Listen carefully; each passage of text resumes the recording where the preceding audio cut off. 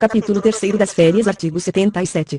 O servidor fará jus a 30 dias de férias, que podem ser acumuladas, até o máximo de 2 períodos, no caso de necessidade do serviço, ressalvadas as hipóteses em que haja legislação específica, ou para o primeiro período aquisitivo de férias serão exigidos 12 meses de exercício. 2. É vedado levar a conta de férias qualquer falta ao serviço. 3. As férias poderão ser parceladas em até 3 etapas, desde que assim requeridas pelo servidor, e no interesse da administração pública.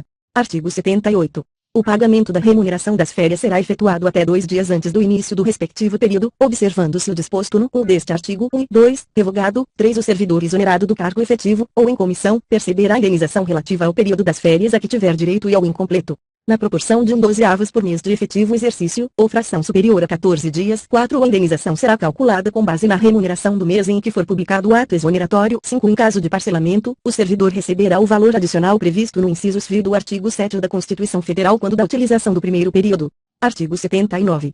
O servidor que opera direta e permanentemente com raios X ou substâncias radioativas gozará 20 dias consecutivos de férias, por semestre de atividade profissional, proibida em qualquer hipótese acumulação. Parágrafo único, revogado, artigo 80. As férias somente poderão ser interrompidas por motivo de calamidade pública, comoção interna, convocação para júri, serviço militar ou eleitoral, ou por necessidade do serviço declarada pela autoridade máxima do órgão ou entidade. Parágrafo único. O restante do período interrompido será gozado de uma só vez, observado o disposto no artigo 77. Capítulo 4 das licenças seção e disposições gerais. Artigo 81. Conceder-se-á ao servidor licença, e por motivo de doença em pessoa da família, e por motivo de afastamento do cônjuge ou companheiro, e para o serviço militar, e vi para atividade política, v para capacitação, vi para tratar de interesses particulares, vi para desempenho de mandato classista, a licença prevista no inciso I do caput deste artigo, bem como cada uma de suas prorrogações serão precedidas de exame por perícia médica oficial, observado o disposto no artigo 204 desta lei. 2. O revogado. 3. É vedado o exercício de atividade remunerada durante o período da licença prevista no inciso I deste artigo. Artigo 82. A licença concedida dentro de 60 dias do término de outra da mesma espécie será considerada como prorrogação. Seção I da licença por motivo de doença em pessoa da família. Artigo 83.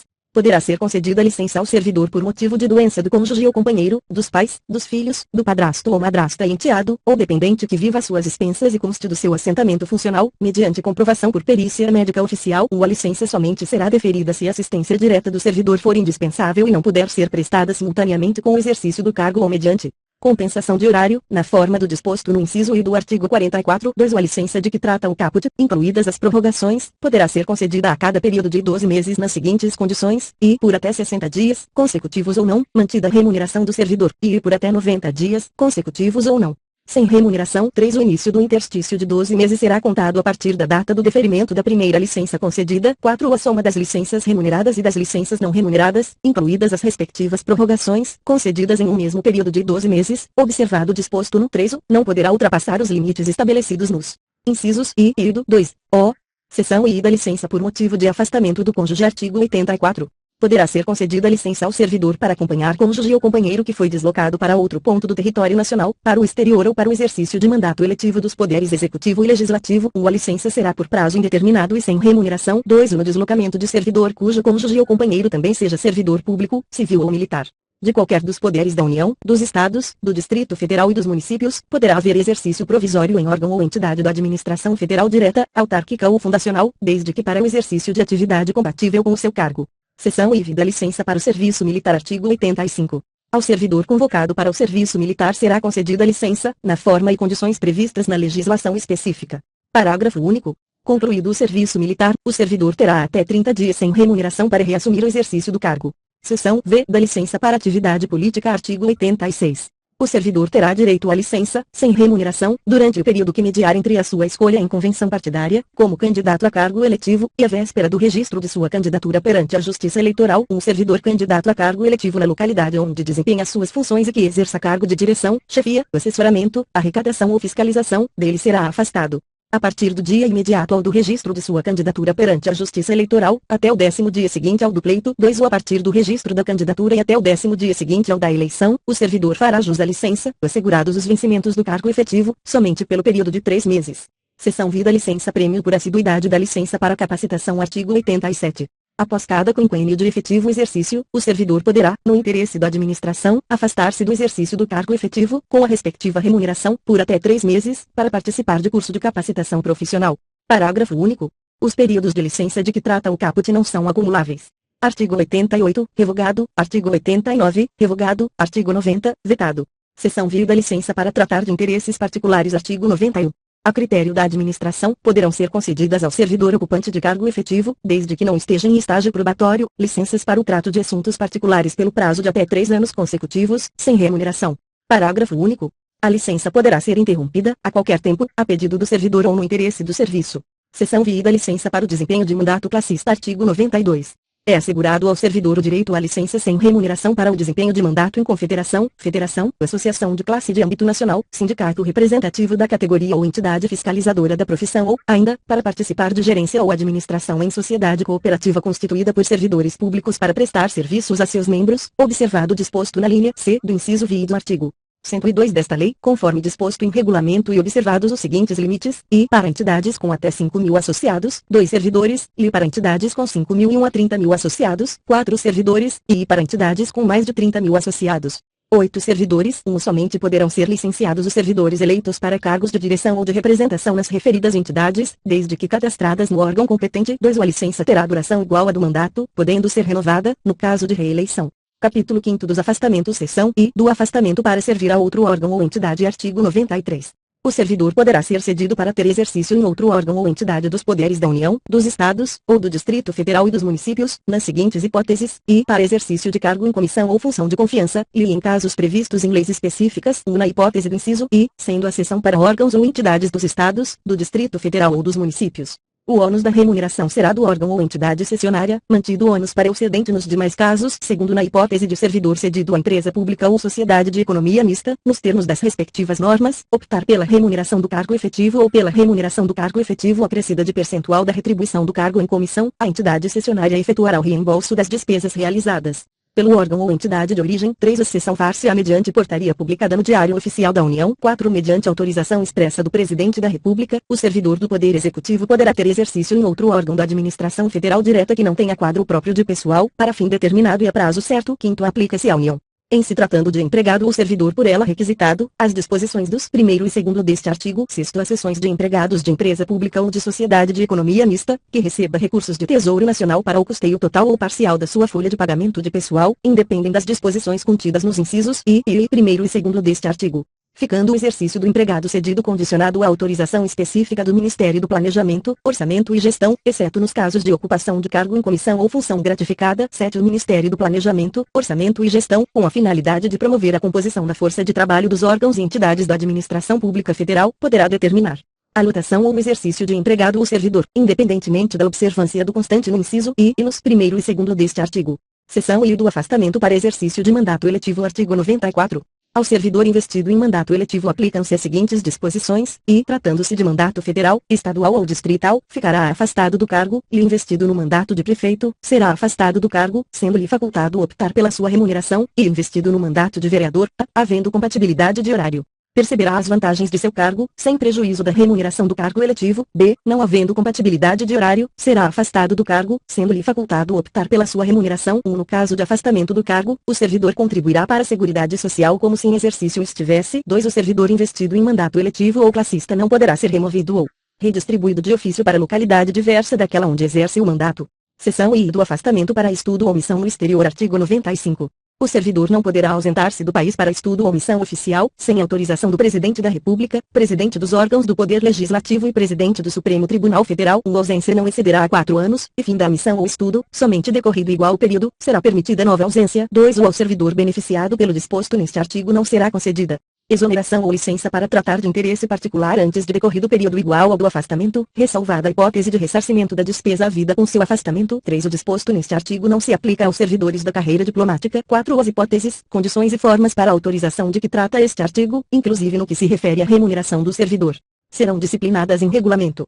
Artigo 96. O afastamento de servidor para servir em organismo internacional de que o Brasil participe ou com o qual coopere dar-se-á com perda total da remuneração. Seção IV, do afastamento para participação em programa de pós-graduação stricto sensu no país. Artigo 96. A.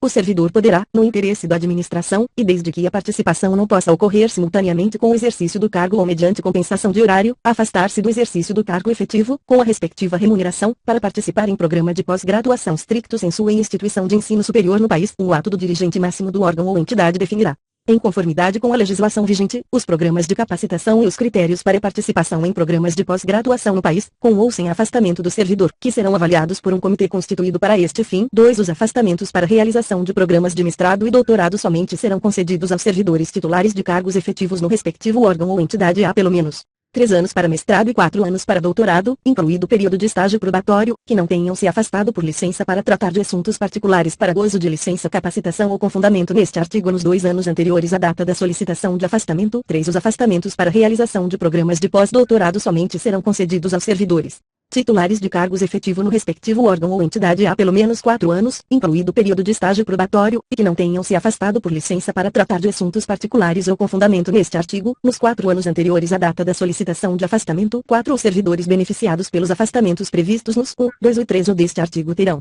que permanecer no exercício de suas funções após o seu retorno por um período igual ao do afastamento concedido. 5. Caso o servidor venha a solicitar exoneração do cargo ou aposentadoria, antes de cumprido o período de permanência previsto no 4 deste artigo, deverá ressarcir o órgão ou entidade, na forma do artigo 47 da Lei nº 8.112, de 11 de dezembro de 1990.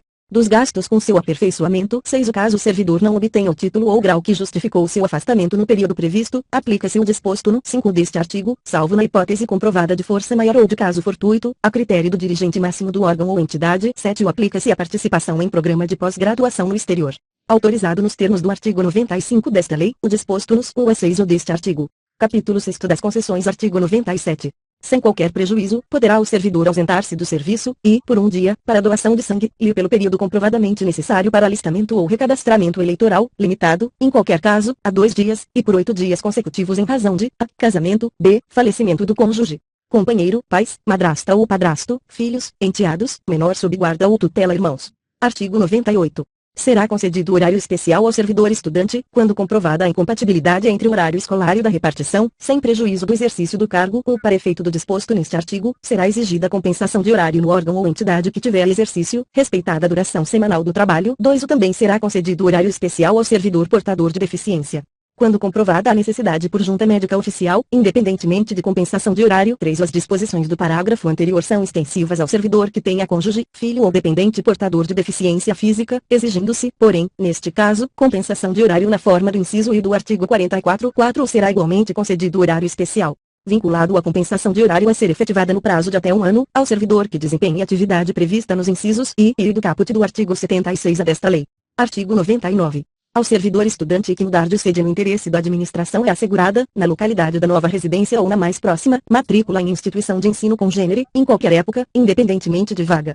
Parágrafo único. O disposto neste artigo estende-se ao cônjuge ou companheiro, aos filhos, ou enteados do servidor que vivam na sua companhia, bem como aos menores sob sua guarda, com autorização judicial. Capítulo 7 do tempo de serviço. Artigo 100. É contado para todos os efeitos o tempo de serviço público federal, inclusive o prestado às Forças Armadas. Artigo 101. A apuração do tempo de serviço será feita em dias, que serão convertidos em anos, considerado o ano como de 365 dias. Parágrafo único, revogado. Artigo 102.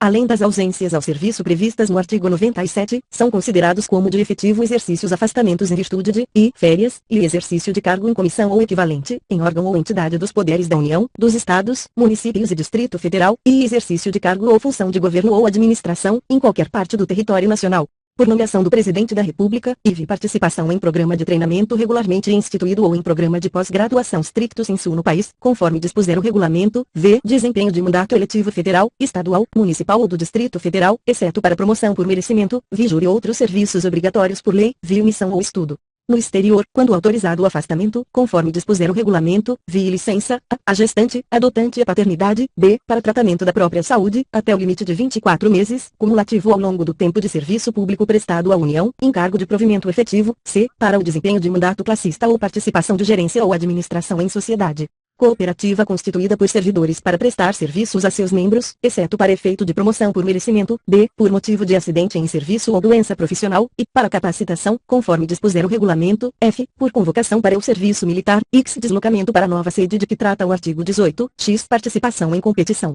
desportiva nacional ou convocação para integrar representação desportiva nacional, no país ou no exterior, conforme disposto em lei específica, x. afastamento para servir em organismo internacional de que o Brasil participe ou com o qual coopere. Artigo 103. contar-se-á apenas para efeito de aposentadoria e disponibilidade, e o tempo de serviço público prestado aos estados, municípios e Distrito Federal, e a licença para tratamento de saúde de pessoal da família do servidor, com remuneração, que exceder a 30 dias em período de 12 meses. E a licença para atividade política, no caso do artigo 86, 2 o tempo correspondente ao desempenho de mandato eletivo federal, estadual, municipal ou distrital, anterior ao ingresso no serviço público federal, o tempo de serviço em atividade privada, vinculada à Previdência Social, o tempo de serviço relativo a tiro de guerra, o tempo de licença para tratamento da própria saúde que exceder o prazo a que se refere a linha B do inciso V do artigo 102, o tempo em que o servidor esteve aposentado será contado apenas para nova aposentadoria. 2 o será contado em dobra o tempo de serviço prestado às Forças Armadas em operações de guerra. 3 é vedada a contagem cumulativa de tempo de serviço prestado concomitantemente em mais de um cargo ou função de órgão ou entidades dos poderes da União, Estado, Distrito Federal e Município, autarquia, fundação pública, sociedade de economia mista e empresa pública. Capítulo 8º do Direito de Petição. Artigo 104. É assegurado ao servidor o direito de requerer aos poderes públicos, em defesa de direito ou interesse legítimo. Artigo 105. O requerimento será dirigido à autoridade competente para decidi-lo e encaminhado por intermédio daquela a que estiver imediatamente subordinado o requerente. Artigo 106. Cabe pedido de reconsideração à autoridade que houver expedido ato ou proferido a primeira decisão, não podendo ser renovado. Parágrafo único. O requerimento e o pedido de reconsideração de que tratam os artigos anteriores deverão ser despachados no prazo de 5 dias e decididos dentro de 30 dias. Artigo 107. Caberá recurso, e, do indeferimento do pedido de reconsideração, e das decisões sobre os recursos sucessivamente interpostos, o recurso será dirigido à autoridade imediatamente superior a que tiver expedido ato ou proferido a decisão, e, sucessivamente, em escala ascendente, às demais autoridades. 2 O recurso será encaminhado por intermédio da autoridade a que estiver imediatamente subordinado o requerente. Artigo 108. O prazo para a interposição de pedido de reconsideração ou de recurso é de 30 dias, a contar da publicação ou da ciência, pelo interessado, da decisão recorrida. Artigo 109. O recurso poderá ser recebido com efeito suspensivo, a juízo da autoridade competente. Parágrafo único. Em caso de provimento do pedido de reconsideração ou do recurso, os efeitos da decisão retroagirão à data do ato impugnado. Artigo 110. O direito de requerer prescreve, e, em 5 anos, quanto aos atos de demissão e de cassação de aposentadoria ou disponibilidade, ou que afetem interesse patrimonial e créditos resultantes das relações de trabalho, e em 120 dias, nos demais casos, salvo quando outro prazo for fixado em lei. Parágrafo único. O prazo de prescrição será contado da data da publicação do ato impugnado ou da data da ciência pelo interessado, quando o ato não for publicado. Artigo 111. O pedido de reconsideração e o recurso, quando cabíveis, interrompem a prescrição. Artigo 112. A prescrição é de ordem pública, não podendo ser relevada pela administração. Artigo 113. Para o exercício do direito de petição, é assegurada a vista do processo ou documento, na repartição, ao servidor ou a procurador por ele constituído. Artigo 114. A administração deverá rever seus atos, a qualquer tempo, quando eivados de ilegalidade. Artigo 115. São fatais e improrrogáveis os prazos estabelecidos neste capítulo, salvo motivo de força maior. Título IV do Regime Disciplinar. Capítulo 1º dos Deveres. Artigo 116. São deveres do servidor, e exercer com zelo e dedicação as atribuições do cargo, e ser leal às instituições a que servir, e observar as normas legais e regulamentares, e cumprir as ordens superiores, exceto quando manifestamente ilegais, atender com presteza, ao público em geral, prestando as informações requeridas, ressalvadas as protegidas por sigilo, a expedição de certidões requeridas para defesa de direito ou esclarecimento de situações de interesse pessoal, as requisições para a defesa da fazenda pública. Levar as irregularidades de que tiver ciência em razão do cargo ao conhecimento da autoridade superior ou, quando houver suspeita de envolvimento desta, ao conhecimento de outra autoridade competente para a apuração, zelar pela economia do material e a conservação do patrimônio público, guardar sigilo sobre assunto da repartição, e se manter conduta compatível com a moralidade administrativa. X. Ser assíduo e pontual ao serviço. X. Tratar com urbanidade as pessoas. X. Representar contra a ilegalidade, omissão ou abuso de poder. Parágrafo único. A representação de que trata o inciso X será encaminhada pela via hierárquica e apreciada pela autoridade superior àquele contra a qual é formulada, assegurando-se ao representando ampla defesa. Capítulo 2º das Proibições. Artigo 117. Ao servidor é proibido, ausentar-se do serviço durante o expediente, sem prévia autorização do chefe imediato, e retirar, sem prévia anuência da autoridade competente, qualquer documento ou objeto da repartição, e recusar fé a documentos públicos, e opor resistência injustificada ao andamento de documento e processo ou execução de serviço, promover manifestação de apreço ou desapreço no recinto da repartição, cometer a pessoa estranha à repartição, fora dos casos previstos em lei, o desempenho de atribuição que seja de sua responsabilidade ou de seu subordinado, coagir ou aliciar subordinados no sentido de filiarem-se à associação profissional ou sindical, ou a partido político, manter sob sua chefia imediata em cargo ou função de confiança, cônjuge, companheiro ou parente até o segundo grau civil, x, b, valer-se do cargo para lograr proveito pessoal ou de outrem, em detrimento da dignidade da função pública, x, participar de gerência ou administração de sociedade privada, personificada ou não personificada, exercer o comércio, exceto na qualidade de acionista, cotista ou comanditário, x, atuar, como procurador ou intermediário, junto a repartições públicas, salvo quando se tratar de benefícios previdenciários ou assistenciais de parentes até o segundo grau, e de cônjuge ou companheiro, x, receber propina, comissão, presente ou vantagem de qualquer espécie, em razão de suas atribuições, x, aceitar comissão, emprego ou pensão de Estado estrangeiro, x, praticar usura sob qualquer de suas formas, x, v, proceder de forma desidiosa, s, utilizar pessoal ou recursos materiais da repartição em serviços ou atividades particulares, s, cometer a outro servidor atribuições estranhas ao cargo que ocupa, exceto em situações de emergência e transitórias, s, exercer quaisquer atividades que sejam incompatíveis com o exercício do cargo ou função e com o horário de trabalho, x, recusar-se a atualizar seus dados cadastrais, quando solicitado. Parágrafo único.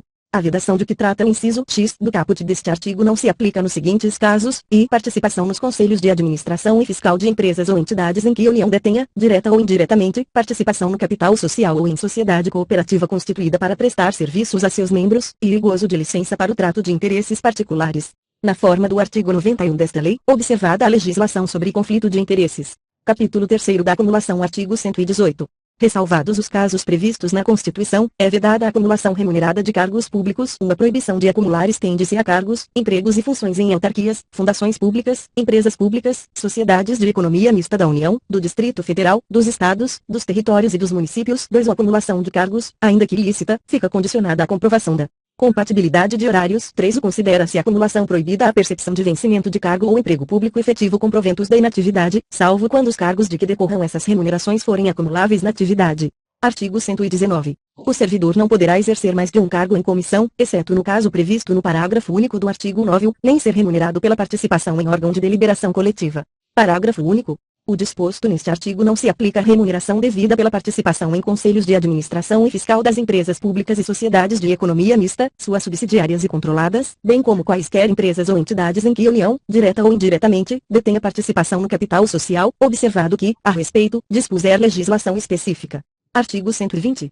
O servidor vinculado ao regime desta lei, que acumular licitamente 2 cargos efetivos, quando investido em cargo de provimento em comissão, ficará afastado de ambos os cargos efetivos, salvo na hipótese em que houver compatibilidade de horário e local com o exercício de um deles, declarada pelas autoridades máximas dos órgãos ou entidades envolvidos.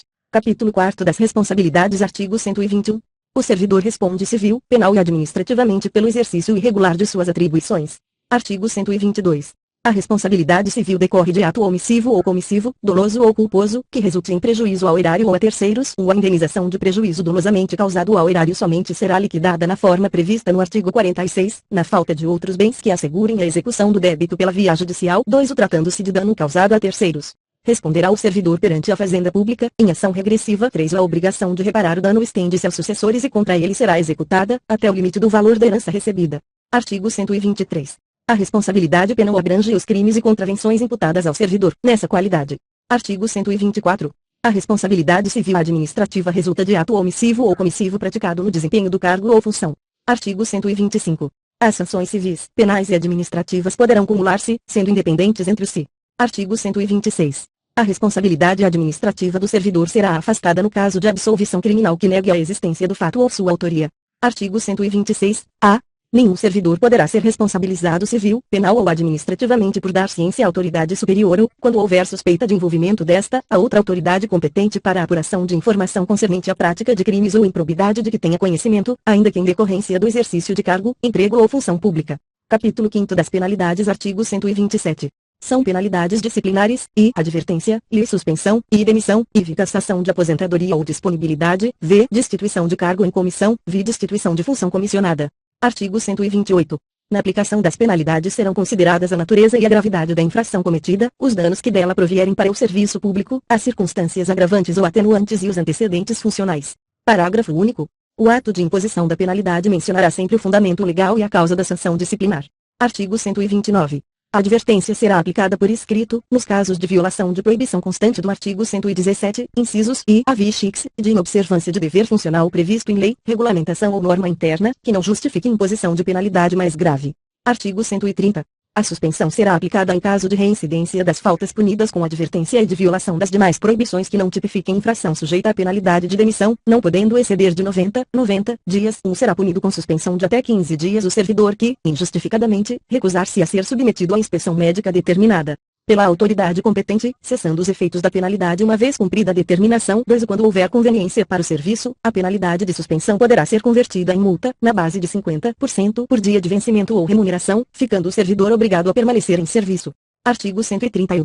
As penalidades de advertência e de suspensão terão seus registros cancelados, após o decurso de 3 e 5 anos de efetivo exercício, respectivamente, se o servidor não houver, nesse período, praticado nova infração disciplinar. Parágrafo único. O cancelamento da penalidade não surtirá efeitos retroativos. Artigo 132. A demissão será aplicada nos seguintes casos: I. Crime contra a administração pública, I. Abandono de cargo, I. Inassiduidade habitual, IV. Improbidade administrativa, V. Incontinência pública e conduta escandalosa, na repartição, V. Insubordinação grave em serviço, V. Ofensa física, em serviço, a servidor ou a particular. Salvo em legítima defesa própria ou de outrem, via aplicação irregular de dinheiros públicos, x. Revelação de segredo do qual se apropriou em razão do cargo, x. Lesão aos cofres públicos e dilapidação do patrimônio nacional, x. Corrupção, x. Acumulação ilegal de cargos, empregos ou funções públicas, x. Transgressão dos incisos x e s do artigo 117-d. Artigo 133. Detectada a qualquer tempo a acumulação ilegal de cargos, empregos ou funções públicas, a autoridade a que se refere o artigo 143 notificará ao servidor, por intermédio de sua chefia imediata, para apresentar opção no prazo improrrogável de 10 dias, contados da data da ciência e, na hipótese de omissão, adotará procedimento sumário para sua apuração e regularização imediata, cujo processo administrativo disciplinar se desenvolverá nas seguintes fases: I. Instauração, com a publicação do ato que constituir a comissão, a ser composta por 2 servidores estáveis, e simultaneamente indicar a autoria e a materialidade da transgressão objeto da apuração, e instrução sumária, que compreende indiciação, defesa e relatório, e julgamento. A indicação da autoria de que trata o inciso I. Dar-se-á pelo nome e matrícula do servidor, e a materialidade pela descrição dos cargos, empregos ou funções públicas em situação de acumulação ilegal, dos órgãos ou entidades de vinculação, das datas de ingresso, do horário de trabalho e do correspondente regime jurídico. 2. A comissão lavrará, até 3 dias após a publicação do ato que a constituiu, termo de indiciação em que serão transcritas as informações de que trata o parágrafo anterior, bem como promoverá a citação pessoal do servidor indiciado, ou por intermédio de sua chefia imediata, para, no prazo de 5 dias, apresentar defesa escrita, assegurando-se-lhe vista do processo na repartição, observado o disposto nos artigos 163 e 164. 3. O apresentada a defesa, a comissão elaborará relatório conclusivo quanto à inocência ou à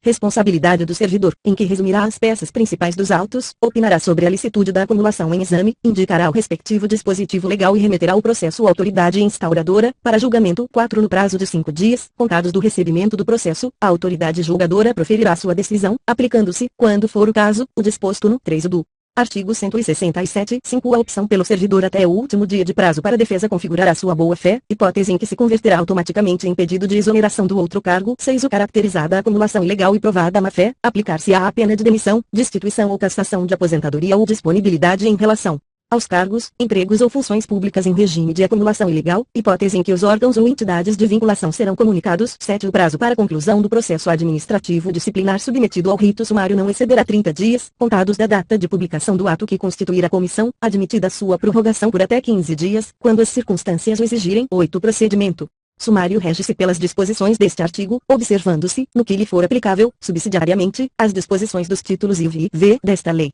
Artigo 134. Será cassada a aposentadoria ou a disponibilidade do inativo que houver praticado, na atividade, falta punível com a demissão. Artigo 135. A destituição de cargo em comissão exercido por não ocupante de cargo efetivo será aplicada nos casos de infração sujeita às penalidades de suspensão de demissão. Parágrafo único. Constatada a hipótese de que trata este artigo, a exoneração efetuada nos termos do artigo 35 será convertida em destituição de cargo em comissão. Artigo 136.